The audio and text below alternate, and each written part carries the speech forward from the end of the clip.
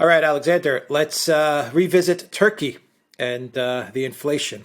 Erdogan tried a couple of tricks, a couple of economic policies that we've dubbed Erdonomics because they're very, very unusual policies that he tried to implement to tackle inflation. And as we said, those policies maybe provided a very, very, very short term fix, like a couple of days. It kind of fixed things a little bit. But sure enough, the problem just came back, and it came back even worse. 36%. Let me get to Al Monitor's title here. Turkish inflation hits highest level under Erdogan's rule.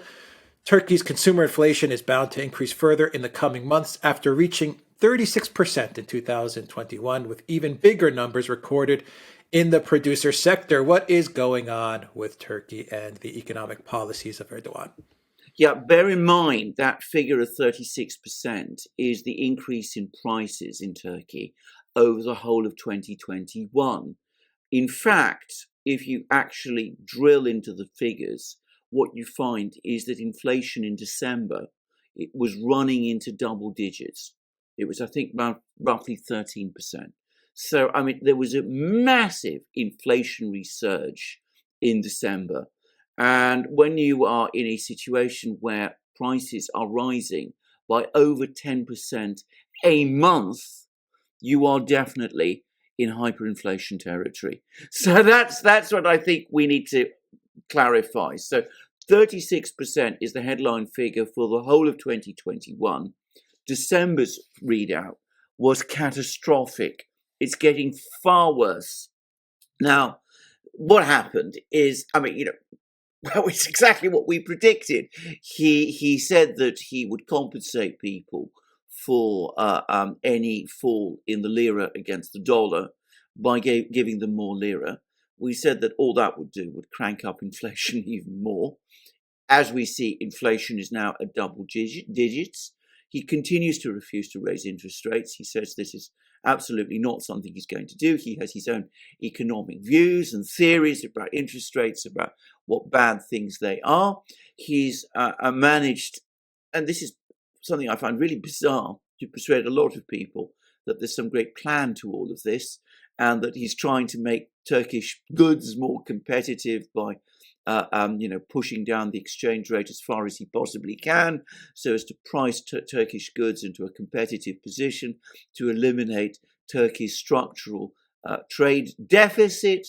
And he hopes in that way to avoid having to go cap in hand to the IMF. This is the sort of rationale that's been presented behind all of this. And we've had, again, an economist, some Turkish economist apparently, provided some kind of memorandum which is supposed to justify these eccentric policies. I'm going to make my own guess. I think what we're going to see over the next few weeks is that far from the trade deficit, Turkey's trade deficit falling, in the short term, it's going to increase. The reason it's going to increase is that Turkey has to import energy and raw materials and an awful lot of finished products, industrial products, for its economy.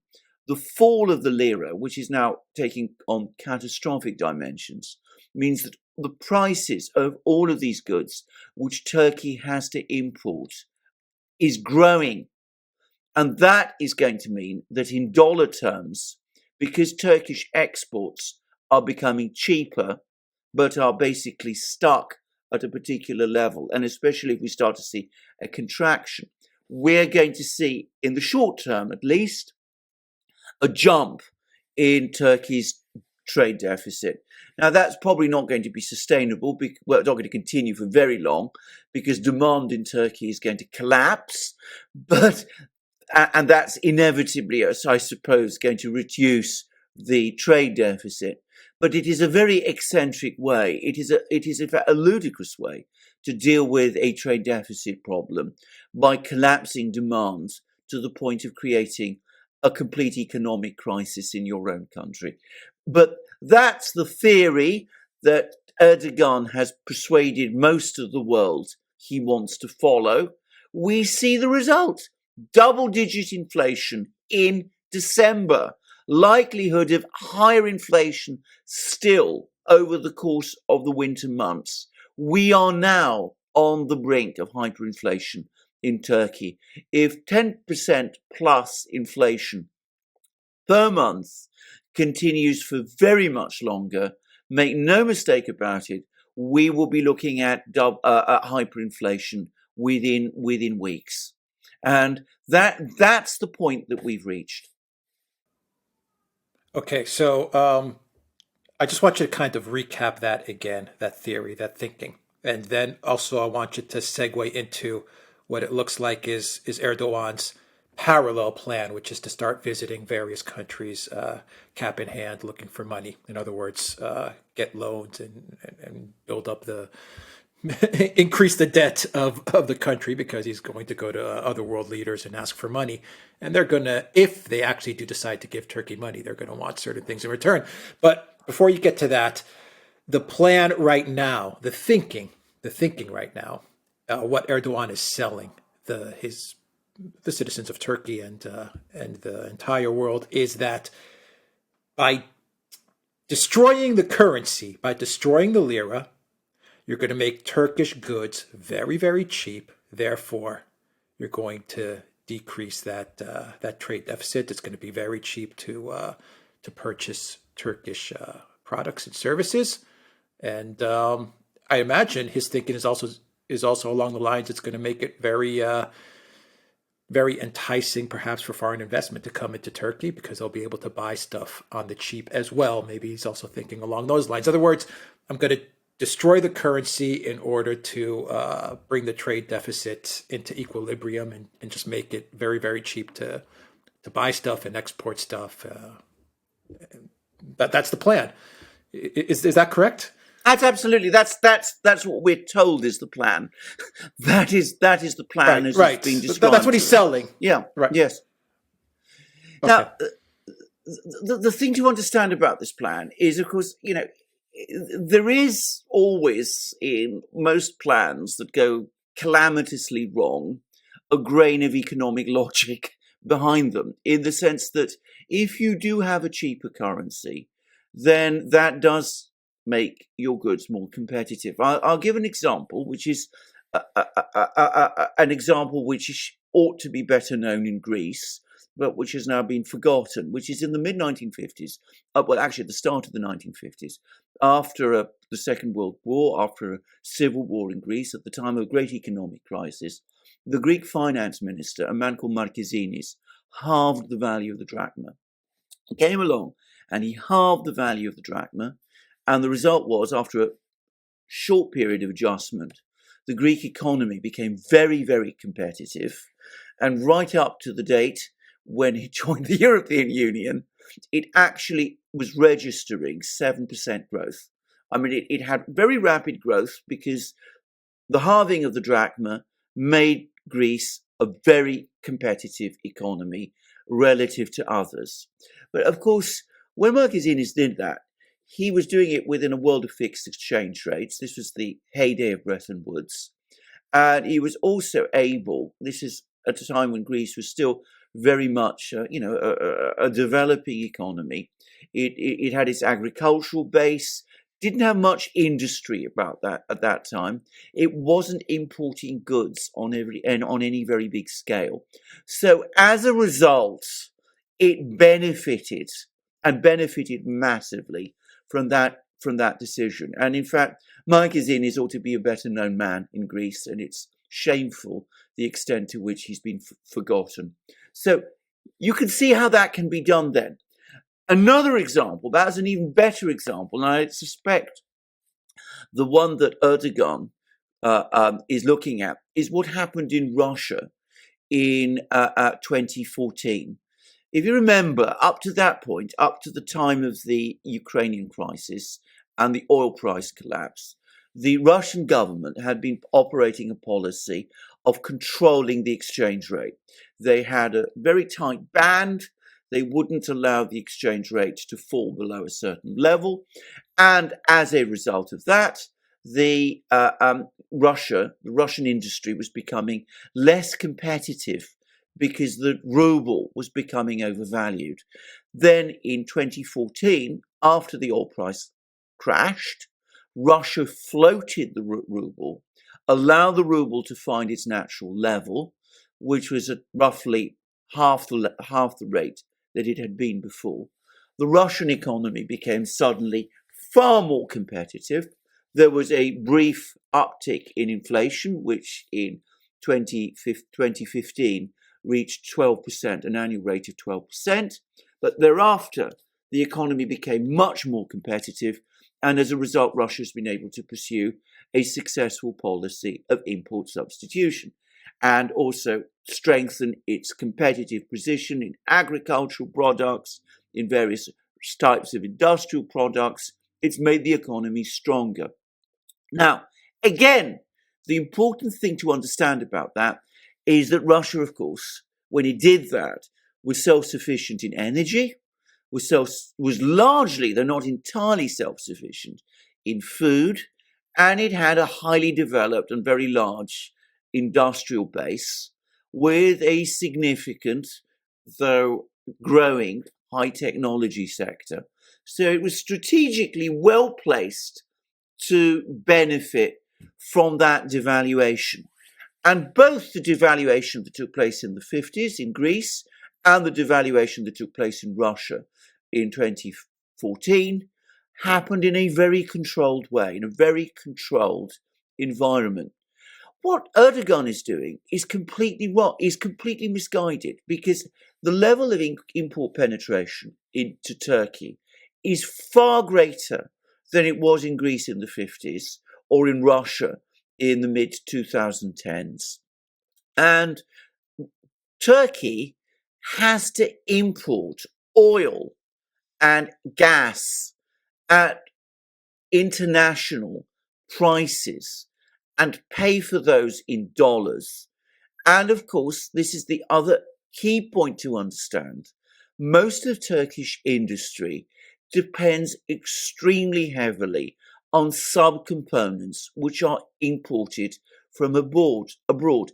To give one example, those Turkish drones we've been hearing all about, the TB2 Bayraktar drones, which Turkey has been trying to sell to various countries. You actually look at them, what they are is that they're made up of subcomponents imported from many countries across Europe. They're not an all Turkish drone at all. They're made, with the electronics come from Canada, the wings come from Austria, the engines come from, anyway, all sorts of different places. The Turks assemble them, put them together. There is some obvious Turkish input into this. They're not entirely made of subcomponents, but imported subcomponents. But Turkey relies on these subcomponents to a very great degree. And this is true right across the entire Turkish economy. So Turkey imports energy. It imports energy that it must pay for at international rates in dollars. It imports chemical fertilizer for its agricultural sector. It imports large numbers of subcomponents for its industries. And of course, it imports lots of consumer goods, finished consumer goods from all sorts of places. So exactly, mobile phones, all those kind of things. So the result is that depreciating the lira is not going to solve Turkey's problems if it is carried out in this chaotic, disorganized way. Or what it's going to do is it's going to hit Turkish industry and Turkish agriculture with a blow they can't absorb, and at the same time, because it's going to make all these key imports so expensive, and at the same time, whatever competitive advantage Erdogan thinks Turkey is winning as a result of this depreciation is going to be far more lost as a result of the massive rising costs that every sector of the Turkish economy is going to have to face as a result of the cost of importing all these essential exports. If you want to pursue an proper import substitution program, which perhaps Turkey should.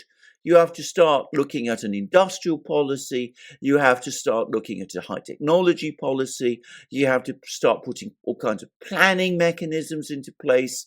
And of course, you've got to perhaps do things with the exchange rate, but you've got to do them in a far more controlled and incremental way than what Erdogan is doing. What Erdogan is doing is, it's not rational, it's folly. And of course, the people who are paying the price are the Turkish people, who are now being hammered, who are seeing their savings disappear, who are seeing imports of key goods disappear, and who before very long are going to find that they're facing a cost of living crisis such as they've never experienced before. And the idea, by the way, that you can attract investment into Turkey at a time of hyperinflation is just, again, a fantastic one. Yes, some people will come into Turkey to buy up your assets at cut down prices, but you're going to have the usual vulture capitalists coming in. They're not going to be people who will want to open up factories and, invest in a, healthy kind of way. If you want to do that, if you want to sort of, have a bargain basement sale of all your plants and factories and businesses, as I said, to vulture capitalists, then you're going about it in exactly the right way. Russia in the 90s. And Russia in the 90s, exactly. Argentina, at one point I remember. That's the kind of scenario that you're creating for yourself. Yeah, but before you get to the fact that Erdogan is now going to go on a mini world tour of Gulf nations and other countries to look for money, once again, the basic point, to make it very, very simple, is something saying along these lines. If you're an everyday Turkish citizen, if you're going to buy, say, a tomato that's grown in Turkey from a farmer's market, a very local farmer's market that's, driven to your town, okay, fine. It's not going to really affect you much. Everything is handled there inside of Turkey. So whatever the lira does, no big deal. But, that's a very, very simple example. But if you're looking to buy an iPhone, well, that's just out of reach now. If you're looking to, say, travel to Europe, well, that's just out of reach because the salary that you're making in lira now is nowhere near what you need in order to visit France or to visit Italy, or to buy the newest tech gear or imported clothes, whatever it is. It's just out of reach now. Nike shoes, whatever it is. That's a very, very simple example. And going along the lines of another simple example, maybe Erdogan thinks that, companies will come in and then they'll invest in Turkey now that it's cheap, or foreigners will come in and they'll buy property. They'll buy an apartment because it's cheap, or a home, and that'll, get the economy moving. But like you said, it's not. Maybe there'll be one or two cases of that. Sure, maybe some foreigner will come in and say, "I'll buy a flat in Istanbul because the lira is so cheap and there's a great deal." But that's going to be few and far between compared to the vulture capitalists that are going to come in and just suck the blood out of your economy. Simple examples, but that's pretty much the gist of what you've explained, correct? Absolutely, and I'm going to just add, tomatoes, absolutely, because the tomatoes are small, agricultural products. But let's talk about the price of bread. Very simple example. But let's give another example. Let's talk about the price of bread, which is, of course, a staple in Turkey. Now, the point about bread is, of course, it comes from wheat. Wheat is grown in large quantities in big farms. They need chemical fertilizer. Chemical fertilizer you have to import. Maybe Turkey does make some, but the components that make up chemical fertilizer, nitrogen, ammonia, those kind of things, phosphates, you have to import them. So, the price of bread is going to be affected by all of this. Everything. Apart from a very few products, the only economic sector in Turkey that I can see which might benefit to some extent from this is tourism, in the sense that it's now going to be extremely attractive for Western and Russian tourists, by the way, to come to Turkey now. because, I mean, with prices collapsing, well, they can have a wonderful time in Turkey, because their euros and their sterling and their rubles will go far further than they would once have done. So, I mean, that sector might do quite well out of this. And, it's not a small sector, it's a big sector in Turkey. But, of course, the people who service the tourist industry, they're going to be watching their incomes melt away, even as, all these Russian and German and British tourists, swan around Turkey, having a wonderful time. It's still going to affect them too. But fundamentally, all the points you made, they're absolutely spot on. They show the extent to which, as I said, Erdogan, I think, is living in a sort of cloud cuckoo land of economics. I mean, he gets a few little points. Somebody's told you, make the lira, bring down the lira, and that will make your economy more competitive. Reduce your interest rates, and things will grow. He understands these things, these simple points. But of course, no economy is actually simple. Everything, as they say, is joined up. And I don't think he really gets that. Yeah, okay. So wrap up the video with the fact that Erdogan is going to go around and look for money. So he does understand that as I'm doing all of these things, I better go look for some cash as well. Indeed, exactly. Of course, he's going to do that. Now, we were talking in our previous program about how, he'd come up with this great plan of strengthening or helping people by giving them lira, even as the lira depreciated, which, was his great plan. And it seemed briefly as if the lira had strengthened in response to this. In fact, what we've since learned is that there was a massive intervention by the Turkish central bank on international markets to support the lira, even as that plan was announced. And I suspect Erdogan was saying to himself, well, if we can really carry out this punch and we can start compensating people with lira, this was going to somehow stabilize the situation. Of course it didn't. But the word is that he got that money to intervene over those few days from the UAE. He managed to borrow or get the UAE to send him money, and he spent it in that fashion. Now he's basically off on cap in hand, and his primary destination, of course, is the Gulf at the moment. So he's apparently he's planning to visit Saudi Arabia in February. He's going to speak to MBS. MBS is flush with cash at the moment because of the rise in the oil price. He's probably hoping to get money from MBS. MBS is the sort of person who might conceivably give him money. He's the kind of person who, well, let's be straightforward about it, is not perhaps the brightest knife in the drawer. He might see a chance to win over Erdogan to his side. So maybe the Saudis will give Erdogan some money. Maybe some of the other Gulf states will give him money too. Erdogan has also had a conversation with Putin, and it's very interesting because the Russian readout is unbelievably short. It doesn't tell us very much about what was said, but it does say that there was a renewal of the strategic partnership between Turkey and Russia, that there was a recommitment to that partnership, which rather gives me the sense that Erdogan, whose relations with the Russians have been extremely poor recently, is trying at the moment in some kind of way to sort of butter them up in some fashion. He's done it many times. It's always worked. So suppose he says to himself, maybe it will work again. Maybe it will. Trouble is, if he continues with the framework of policies that he's been conducting at the moment, even if the Saudis give him money, even if the Russians cut him some slack, maybe on energy prices, or with who knows what, I can't see how it can really solve the underlying problems, which, to be clear, have been there now for a long time. I mean, we had the first crisis in the Turkish lira in 2018, and every iteration of this crisis, which really goes back to 2018, simply gets worse. He can buy himself a little time, which is really what he's been doing ever since 2018.